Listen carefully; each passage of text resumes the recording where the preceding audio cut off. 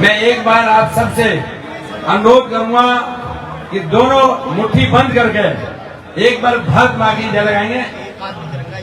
हाँ, एक हाथ में तिरंगा तो एक हाथ में तिरंगा रहे, मैं मुट्ठी बंद रहे। बोलो भारत माता की जय हो। घंटा घर तक कैसे आवाज जाएगी? नहीं गई तो एक बार दोबारा फिर बोलो, बोलो भारत माता की।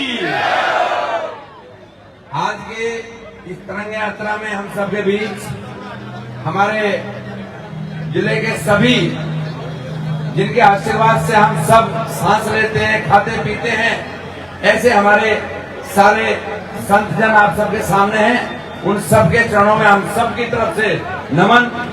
मंच पे विराजमान हमारे देवलिया के विधायक माननीय राजेंद्र गुर्जर साहब, मंच पे विराजमान हमारे जिले के अध्यक्ष माननीय चंद्रवीर सिंह चौहान साहब, पूर्व जिला अध्यक्ष, महामंत्री, सारे लक्ष्मी जी, सब कार्यकर्ता बंधु और सम्मुख बैठे। आज जिस हिसाब से आप सबको चलना है, मैं सब कार्यकर्ताओं को, माताओं बहनों को, पत्रकारों को, सबको नमन करता हूं, क्योंकि जिस हिसाब के आज आप सबके सामने जो एक सिंदूर के सम्मान में ये यात्रा निकल रही है, उस बात के लिए देश के उन सैनिकों ने, उन जाबाजों ने जो हमें एक रात में करके दिखाया, हर भारत के नागरिक का सम्मान से ऊंचा स्तर हुआ। क्योंकि जिस हिसाब से अपनी सीम से ही, अपनी सीमा से पाकिस्तान के वो सब ध्वस्त किए जिन्होंने हमारे सिंदूर को उजाड़ा था, और उनके घर में जो मातम छाया और जो उनको पता लगा, तो उनको सबको पता लगा। और वहां के एक आतंकवादी ने यहाँ तक कह दिया था कि जब सारा परिवार मेरा चला गया तो मैं भी क्यों न चला गया होता।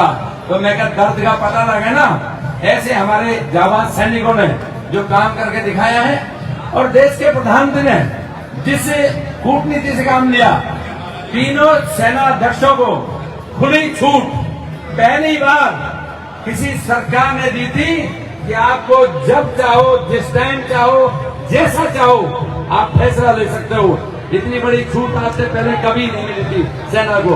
ये देश के प्रधानमंत्री ने बहुत गुणवत्ता से बात कही थी, और आज हम ये बात कह सकते हैं कि आज हम सब जो खुली सांस लेते हैं, हम सबके वीर जवान भी हैं, टॉप के भी हैं, पूरे प्रदेश के भी हैं, देश के भी हैं। आज हम खुली मानना है कि जिस -डिग्री टेम्परेचर में हमारे देश का सैनिक खड़ा होता है, जिस जहां पर सीधी गोली चलती हो वहां पर सीना तान के खड़ा होता है, मैं समझता हूं आज उन्हीं की वजह से आज हम देश में गर्व से कह सकते हैं कि भारत का झंडा ऊंचा है और भारत किसी से दमने को तैयार नहीं है।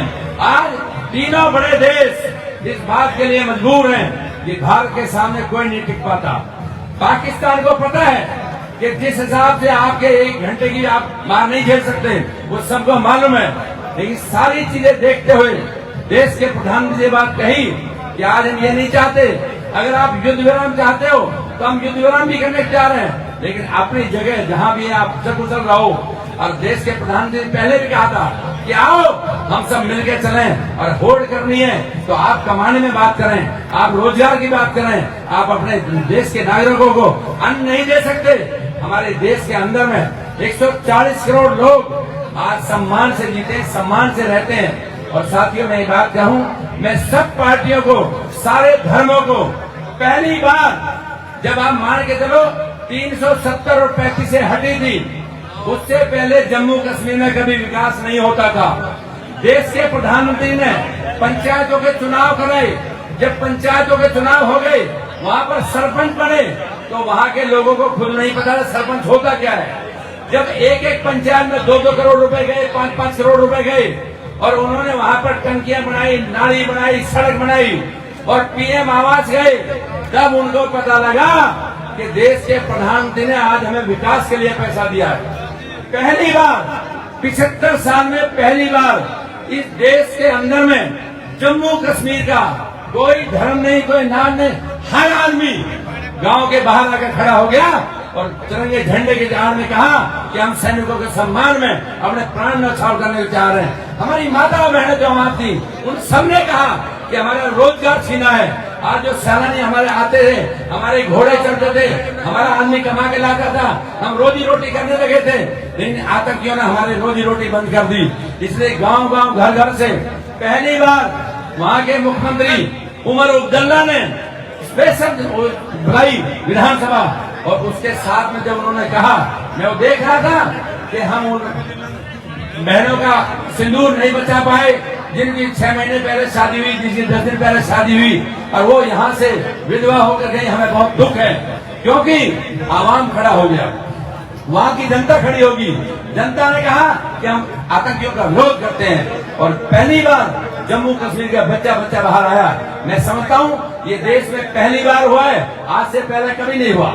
उसके बाद भी देश के प्रधानमंत्री ने सारी पार्टियों से कहा कि आप एक काम करो, घर घर जाके झंडे फहराओ और सबसे बोलो, और तुम कांग्रेसी भी ओवैसी भी सबसे कहा कि जाओ विदेशों में और जाके चर्चा करो कि हमने क्या किया और उन्होंने क्या किया है। और आज मैं समझता हूँ कांग्रेस के लीडर भी जा रहे हैं, अन्य पार्टी के लीडर भी जा रहे हैं, और सबको विदेश भेजा है, और सबसे कहा है कि अपनी बात को रख के आओ, ताकि मजबूती से बात रखी जाए। ये पहली बार देश के प्रधानमंत्री ने मौका दिया है, यानी उससे पहले कभी किसी ने मौका नहीं दिया।